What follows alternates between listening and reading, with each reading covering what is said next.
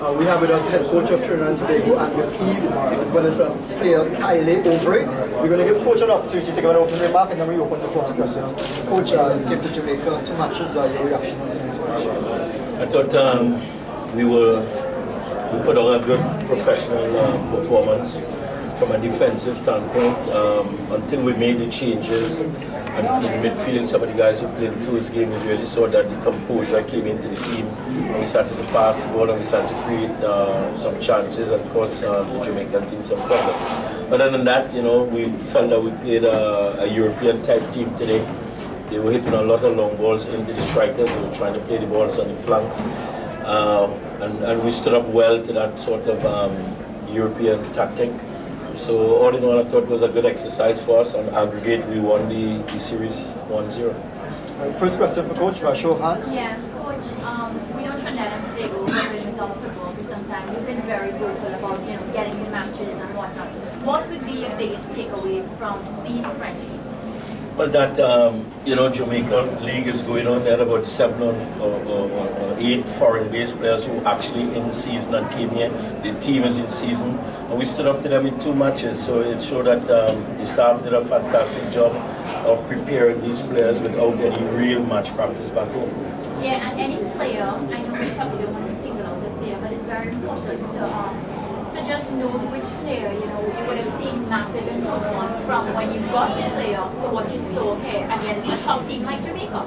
The whole 24 of them, you know, they were brilliant because we, as you know, we changed the whole squad from the first match except for 3 players because we didn't have redundancy in the defensive position. So we played the same guys at the back and they were excellent for 2 games and they kept a clean sheet on both occasions. And our counter-attacking game that we wanted to play because we know that our guys, you know, they're not fully match fit.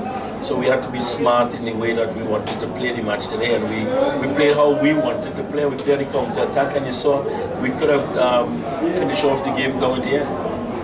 Next question, Coach. Why Joven didn't start? Was there a specific reason? Yeah, we brought 24 players.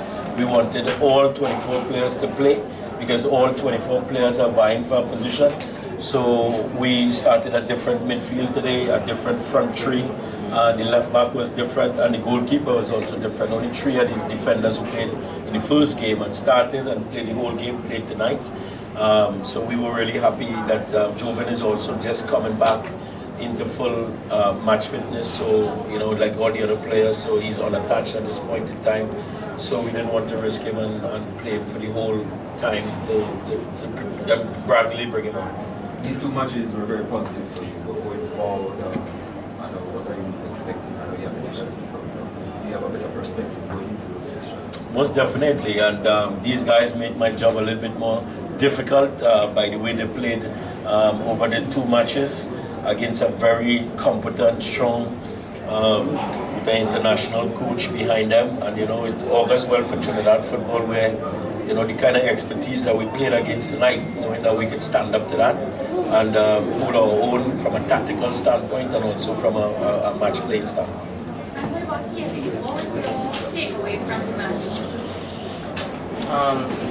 I felt that it was a very good experience for the team, and to be able to play against a strong Jamaican side twice and show that we have the resilience to be able to get a win.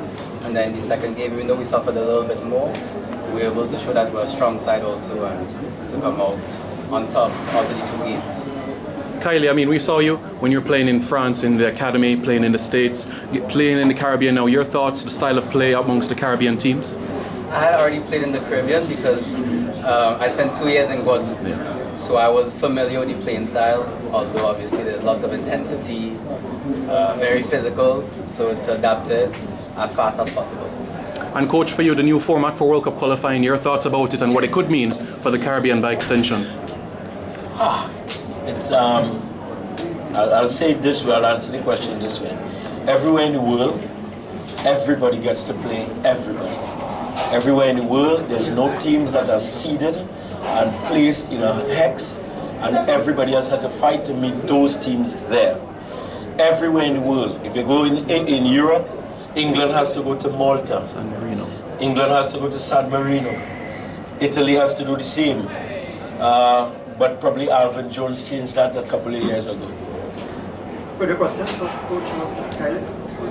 Coach, you said in training that these two games will tell you a lot about your project, especially going for not just for the Gold Cup, but the path to World Cup qualifying. After these two games, do you feel more optimistic now about Trinidad's future under your guidance and your project than you did before the series started? Of course, because obviously, you know, we did the work with the guys, but the guys weren't playing matches, and we had to replicate match intensity in training.